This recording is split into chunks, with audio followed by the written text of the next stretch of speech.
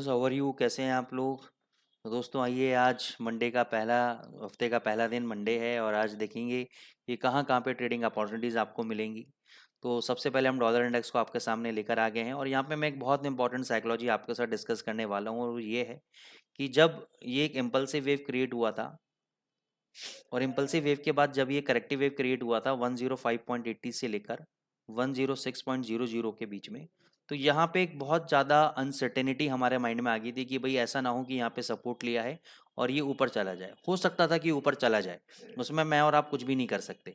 लेकिन अगर मैं करेक्टिव और इम्पल्सिव वेव थ्योरी की मैं बात करूँ, तो हमारी ड्यूटी क्या थी कि भाई ठीक है, यहाँ पे शॉर्ट कर दिया है, यहाँ पे ऊपर जाएगा, ये वाला हाई ब्रेक करेगा, हम एग्जिट हो जाएंगे, स्टॉप लॉस लेंगे। This is the part of the business. अब यहाँ पे ऐसा नहीं है कि सर आप हमें कंफर्म बताओ कि यहाँ से नीचे गिरेगा ही गिरेगा, ऐसा नहीं हो सकता। मेरे पास ये कोई थ्योरी नहीं है।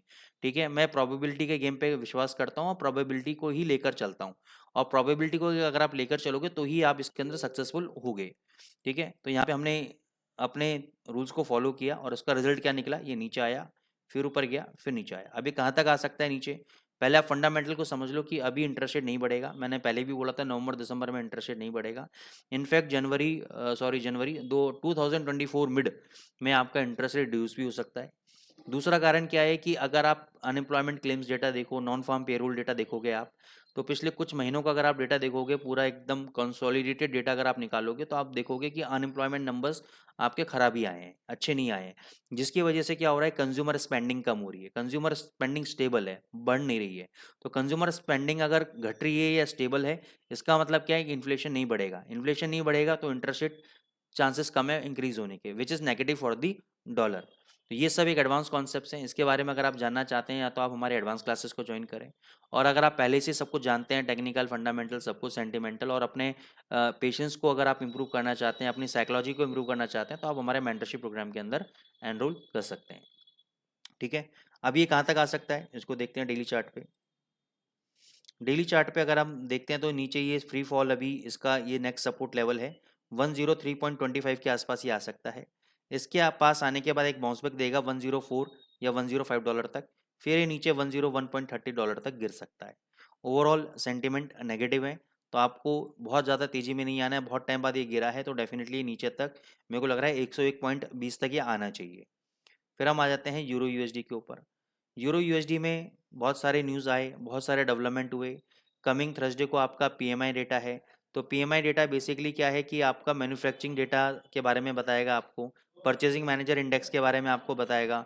तो इस डेटा में क्या होगा कि अगर डेटा नेगेटिव आया तो ये यूरो के लिए नेगेटिव है। लेकिन क्या है अभी कि वहाँ पे क्या हो रहा है कि इन्फ्लेशन बड़े हाई लेवल्स पे है, ग्रोथ आ नहीं रही है। इसको हम एक वर्ड यूज़ करते हैं, स्टैगफ्लेशन। क्या वर्ड यूज़ करते हैं? स्टैगफ्लेशन। स्टैगफ्लेशन इसका मतलब क्या होता है कि ग्रोथ हो नहीं रहा है, इन्फ्लेशन बढ़ रहा है। अब ग्रोथ को इंप्रूव करने के लिए, ग्रोथ को बढ़ाने के लिए सरकार क्या करती है, इंटरेस्ट रेट को रिड्यूस करती है। लेकिन जैसे ही वो इंटरेस्ट रेट रिड्यूस करेगी, इन्फ्लेशन और शूट अप कर जाएगा, वो एक नाक में दम कर देगा सेंट्रल बैंक की। तो बड़ी असमंजस सी स्थिति हो गई है यूरोपियन सेंट्रल बैंक की और बैंक ऑफ इंग्लैंड की, दोनों की सेम इकोनॉमिक कंडीशन है एज ऑफ नाउ। तो अभी ये डॉलर की मर्जी के ऊपर है। डॉलर अगर गिरेगा, यूरो बढ़ता रहेगा। लेकिन अगर मैन्युफैक्चरिंग डेटा आपका थर्सडे को थोड़ा सा वीक आता है तो यूरो और जीबीपी के अंदर आपका एक स्टॉप लग सकता है, एक रुकावट लग सकती है, जैसे थोड़ा सा वो नीचे आ जाए। लेकिन स्ट्रक्चर अभी तेज है, आपको बाय करके चलना चाहिए। लास्ट एनालिसिस मैंने 16 तारीख को की थी और 16 तारीख था ये वाला दिन। तो मैंने आपको बोला था कि अगर इसमें ये फ्लैग पैटर्न है और फ्लैग पैटर्न में अगर ब्रेकआउट आएगा तो हमें 2 घंटे का कैंडल देखना है। 2 घंटे कैंडल के ऊपर ब्रेकआउट आया, भगा, फिर अगले दिन रीटेस्ट किया इसी लेवल्स को और वापस ऊपर गया। टारगेट दिया था आपको 1.100 का। अब तक जो हाई लगाया है वो 935 का हाई लगाया है। तो अगर आपने 860 के ऊपर भी बाई किया है, ये 858 का हाई है दूसरा जो 2 घंटे का कैंडल है, अगर आपने 860 के ऊपर भी बाई किया है तो अभी भी आपके 50-60 पिप का प्रॉफिट आ रहा है, आप बुक कर सकते हैं। दोबारा आपको बाई करना है इसके अंदर। कहाँ बाई करना है? अगर ये 850 के आसपास अगर आज आ जाता है, कोई फॉल अगर आता है 850 का, तो डेफिनेटली आप बाई करो। 800 का आपका स्टॉप लॉस रहेगा क्लोजिंग बेसिस पे। टारगेट आपके 900 के रहेंगे। अब ऐसा नहीं कि 850 पे एग्जीक्यूट हो गया तो 900 तक आपने वेट किया। अगर 880 भी जाएगा तो भी आप प्रॉफिट बुक करके बाहर आ जाएं एक बार। ठीक है ना, क्योंकि इमीडिएट बेसिस पे 925 पे रेजिस्टेंस है, उसी के आसपास ये घूम रहा है। 925 अगर होल्ड कर गया, सस्टेन कर गया, तो नेक्स्ट टारगेट 1.100 का है। ठीक है, जीबीपी यूएसडी हमारा बाइंग लेवल यहाँ पर था नहीं आया कोई बात नहीं, यहाँ पे रिजेक्शन लिया, इन दोनों कैंडलों को आप देखो और यहाँ पे इन दोनों कैंडलों को आप देखो, सेम फॉर्मेशन बनाया है, एक तरीके से डबल बॉटम लगाया है, चलते हुए ट्रेंड के अंदर नेकलाइन ब्रेक की है, प्रीवियस लेवल्स का हाई ब्रेक कर सकता है, प्रीवियस लेवल्स का हाईज को ही ब्रेक कर सकता है। तो कोई भी अगर आपका डिप आता है आज इसके अंदर, कोई भी डिप अगर आता है, अब किस लेवल तक आएगा डिप ये अभी बताना मुश्किल है, ये इंट्राडे में ही मेरे को कैंडल फॉर्मेशंस देख के, प्राइस एक्शन देख के ही पता लगेगा कि किस लेवल तक मैं डिप को कंसिडर करूंगा। लेकिन आपको मैं बता देता हूँ, आप अपने हिसाब से थोड़ा दिमाग लगा लें कि कोई भी अगर डिप आता है आपको 2400 के आसपास भी, तो 2370 ये आपका फाइनल स्टॉप लॉस रहेगा। इसके नीचे गया तो एग्जिट, नहीं तो आपका ये प्रीवियस हाइज को भी तोड़ेगा और $2600 तक भी ऊपर जा सकता है। ठीक है, AUD USD में मैंने आपको बोला था 6500 के आसपास बेचना है, यहाँ पे 6500 बाउंस बैक दिया, 6450 का टारगेट दिया था मैंने आपको, यहाँ पे लो लगा 0.6452, 48 पिप्स का हमें यहाँ पे प्रॉफिट हुआ, उसके बाद ये ऊपर भाग गया। ओवरऑल स्ट्रक्चर इसका तेजी के अंदर है, मैंने आपको पहले ही बता चुका हूँ। इसका टारगेट कहाँ तक है वो मैं बता देता हूँ, इसका टारगेट 6673 तक है, यहाँ तक जाना चाहिए। तो अगर आपको ये 6400 तक बाई चांस डिप मारता है दोबारा, तो आपको ये अपॉर्चुनिटी मिस नहीं करनी चाहिए और बाई ट्रेड में लेना चाहिए आपको। गोल्ड के ऊपर आ जाते हैं हम लोग।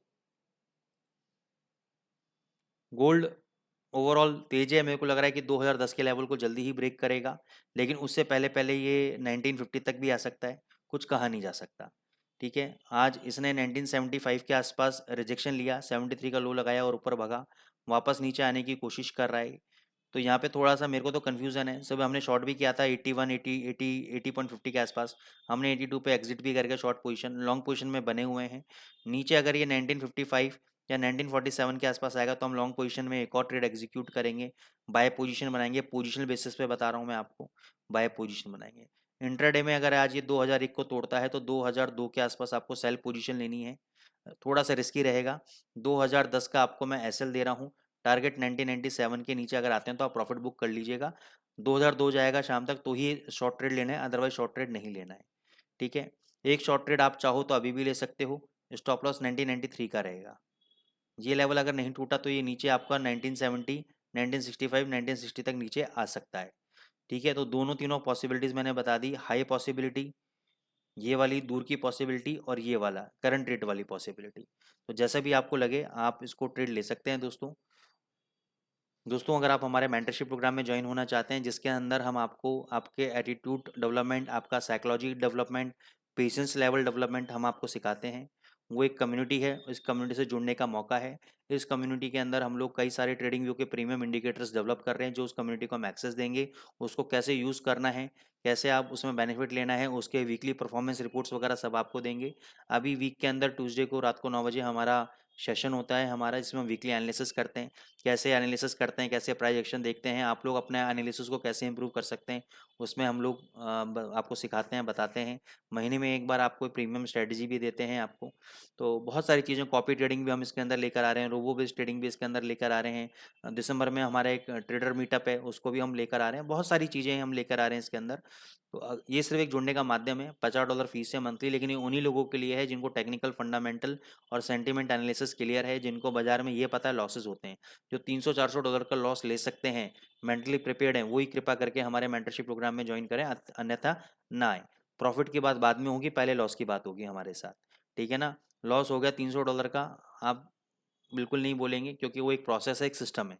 ठीक है, वो आपको एक सिस्टम फॉलो करना पड़ेगा, तभी एक लॉन्ग टर्म में प्रॉफिटेबल ट्रेडर आप बन पाएंगे। तो कोई भी आपको ट्रेडर मिलता है पूरे फॉरेक्स वर्ल्ड के अंदर, फॉरेक्स मार्केट के अंदर, इंस्टाग्राम के अंदर हमेशा प्रॉफिट के स्क्रीनशॉट्स दिखाते रहते हैं, प्रॉफिट की बात करते हैं। हम प्रॉफिट की बात करते नहीं, हम पहले लॉस की बात करेंगे, लॉस हैंडल करना सीख लिया फिर हम प्रॉफिटेबल तो ऑटोमेटिकली हो जाएंगे।